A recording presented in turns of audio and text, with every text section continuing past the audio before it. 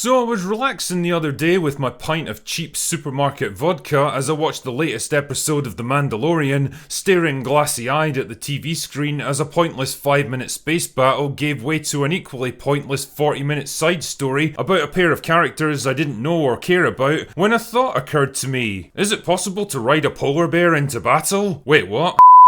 I mean, I just don't care about this stuff anymore. I didn't feel one single emotion as I sat through that 45 minutes of boring, tedious, pointless, directionless nothingness. Not a shred of anger, resentment, confusion, joy, relief, intrigue, or sadness. It was like sitting there watching a screensaver on my PC. My brain was vaguely aware that my eyes were sending it some pleasing images, but it generated absolutely no response or engagement. And that's when the realization finally sank in. This is what Star Wars is now. This is all it is. And in all likelihood, this is all it's ever going to be. Just a series of shallow, forgettable, undemanding, vaguely pleasant looking TV shows buried deep within a cluttered and faltering streaming service. The kind of bland, inoffensively diverting white noise that you leave playing in the background while you scroll through your phone, or eat dinner, or lie semi-conscious in a pool of your own urine.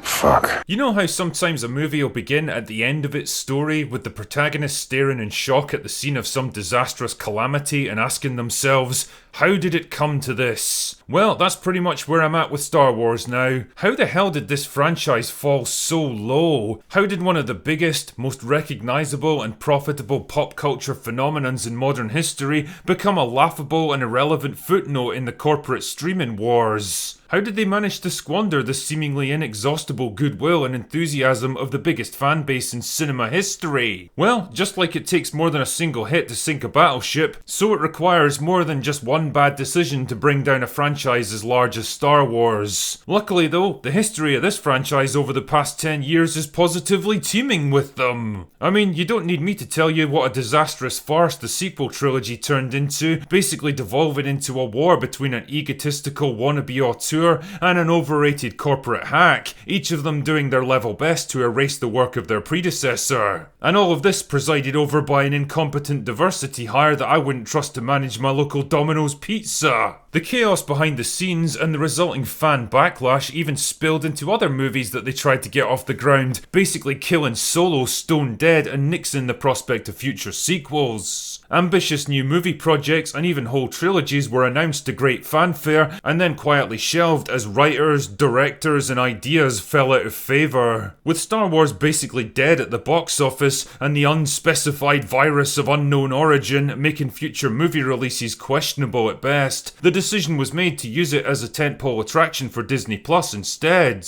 And if I was a cynical man, I'd say it was a way of limiting the financial damage and professional embarrassment of having Star Wars movies actually flop at the cinema, something that would have been completely unimaginable 20 years earlier. And so, the great experiment, The Mandalorian, began. A show about a bounty hunter at the edge of the galaxy who slowly gets embroiled in larger events. It was simple, it was low level, it was episodic, and after the overblown disaster of the movies, it was exactly what fans were looking for. An easy, uncomplicated palate cleanser that emulated the look and feel of classic Star Wars, and even recaptured the sense of adventure and possibility. For a while at least. Yeah, you could argue that most episodes were so simplistic as to be almost insulting to human intelligence, but whatever. I guess people were more easily pleased back then. The second season even delivered what may be the ultimate piece of fan service by having Luke Skywalker show up to save the day. There was no particular reason for it, and the more you think about it, the less sense it actually makes, but whatever. It got people right in the feels, and if you hit them hard enough in that particular area, it tends to bypass the thinking part of their brains. The problem is that giving Disney one marginally popular Star Wars show with a marketable character is like giving a T-bone steak to a pack of starving wolves. They wanted more, and fast, and so pretty soon the floodgates were opened and the sludge began to flow. Book of Boba Fett was a rushed, cheap, and ultimately pointless adventure featuring an old, overweight, and incompetent revision of a classic character who lets his sidekick do most of the fighting, talking, and thinking for him, a creepy CGI Luke Skywalker who spoke and acted about as realistically as a T-800. Fuck you, asshole. and a bait and switch plot whose main purpose was to undo the events of The Mandalorian. Because let's be honest, if you've finally stumbled ass backwards into a character that you can actually merchandise after 5 movies and hundreds of millions of dollars, then you're probably going to want to keep them around. I mean, those Rose Tico action figures aren't exactly flying off the shelves, are they? Things only got worse with Obi-Wan Kenobi, which managed to tarnish the legacy of not one, but 2 of the most popular characters in the Star Wars franchise, retcon events that absolutely never happened, and act as another bait and switch, this time to launch another tedious, strong, empowered female character. Because clearly the movies didn't give us enough of those. I wonder who mandated that particular plot point. Ironically, the only halfway decent thing to come out of all of this was Andor, a prequel to a spin-off about a character that's already dead. Yeah, genius marketing right there. I mean, it was smart, mature and complex, but it was also hampered by the fact that nobody wanted it, and so nobody watched it, and the show basically sank without a trace. But hey, at least The Mandalorian's still going strong, right? Season 3 somehow managed to open to lower viewing figures than Book of Boba Fett, and if you think those numbers are going to improve over the season, then you're probably an employee of Lucasfilm. This right here is how far Star Wars has fallen, when even its flagship TV show is struggling to get the numbers of an unpopular spin-off from a couple of years ago. Nobody even seems to be talking about it anymore. Honestly, the only reason I even knew that Season 3 had started was because someone mentioned it on Open Bar. And out of the 3 episodes that have aired so far, our supposedly experienced protagonist has now been captured twice and rescued twice by a strong female character who's rapidly becoming the real narrative focal point of the season. This all seems oddly familiar, doesn't it? I wonder who mandated that particular plot point. But what about the future, you may ask? What exciting Star Wars projects do we have to look forward to? Well, tell me, who's excited for The Acolyte? Another female-centric Star Wars story headed up by Harvey Weinstein's former assistant. Or how about Lando, a show about a pansexual smuggler and his love for droids? Or Skeleton Crew, a coming-of-age teen drama about a bunch of characters that nobody's ever heard of.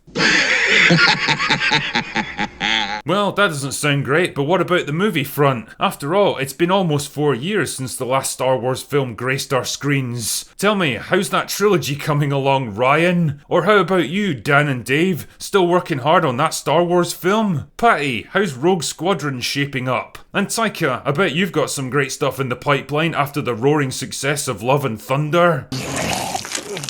The fact is, none of these movie projects are ever going to happen. It's nothing but the desperate pipe dream of a studio that's completely out of creative ideas, desperately throwing shit against the wall in the hopes that something might stick. And whatever shows they manage to shart out onto Disney Plus, assuming they don't just get cancelled first, will be nothing but more of the same garbage we've already had. Rushed, cheap, bland and forgettable sludge. A bunch of bored actors lined up against green screens, reciting lines that were probably generated by an AI, with occasional cameos from artificially generated legacy characters in the desperate hopes of stirring up some kind of fan interest. This is what the heat death of a franchise looks like, ladies and gentlemen. The sputtering embers left behind long after the fire has gone out. Star Wars was once a formative experience for whole generations of moviegoers, a landmark pop culture event that redefined what movies could be, that reshaped the landscape of cinema, and gave us characters and moments that still resonate almost half a century later. Now it's nothing but a dead brand, hollowed out to its very core, strip-mined of every usable resource, and exploited to the point where there's simply nothing left to give. Until at last we find ourselves at the end point of franchise collapse.